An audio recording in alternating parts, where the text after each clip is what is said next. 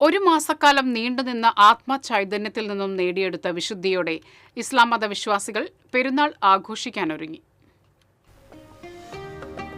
ഒരു മാസക്കാലം അന്നപാനീയങ്ങളും വികാരവിചാരങ്ങളും വെടിഞ്ഞും മനസ്സും ശരീരവും അള്ളാഹുവിലേക്ക് സമർപ്പിച്ച് ഖുർആൻ പാരായണം നടത്തിയും തറാവീഹ്, തസ്ബീഹ് തുടങ്ങിയ സുന്നത്ത് നമസ്കാരങ്ങൾ നിർവഹിച്ചും ഒരു വർഷക്കാലത്തെ പാപങ്ങൾ കരയിച്ചു കളഞ്ഞ് ആത്മസംശുദ്ധിയോടെയാണ് വിശ്വാസികൾ പെരുന്നാളിലേക്ക് പ്രവേശിക്കുന്നത്. വ്യാഴാഴ്ച മാനത്ത് ശവ്വാൽ അമ്പിളിപ്പിറ കണ്ടു കഴിഞ്ഞാൽ വെള്ളിയാഴ്ച പെരുന്നാളായിരിക്കും. മാസപ്പിറ കണ്ടില്ലെങ്കിൽ ശനിയാഴ്ചയായിരിക്കും ചെറിയ പെരുന്നാൾ. മാസപ്പിറ കണ്ടു കഴിഞ്ഞാൽ പള്ളികളും വീടുകളും തക്ബീർ ധ്വനികളാൽ മുഖരിതമാകും. ഇതോടെ വിശ്വാസികൾ നോമ്പിന്റെ പൂർണ്ണത ലഭിക്കാനായി ഫിത്തർ സക്കാത്ത് നൽകും. പെരുന്നാളിന് ഒരാൾ പോലും പട്ടിണി കിടക്കരുതെന്നാണ് ഫിത്തർ സക്കാത്തിന്റെ ലക്ഷ്യം. വീട്ടിലെ അംഗങ്ങൾ ചെറിയവർ മുതൽ വലിയവർ വരെ എല്ലാവരും ഫിത്തർ സക്കാത്ത് നൽകും. ധാന്യമാണെങ്കിൽ ഒരാൾക്ക് 2.5 കിലോ നൽകണം. പെരുന്നാൾ നിസ്കാരം തുടങ്ങും മുൻപാണ് ഫിത്തർ സക്കാത്ത് നൽകുക.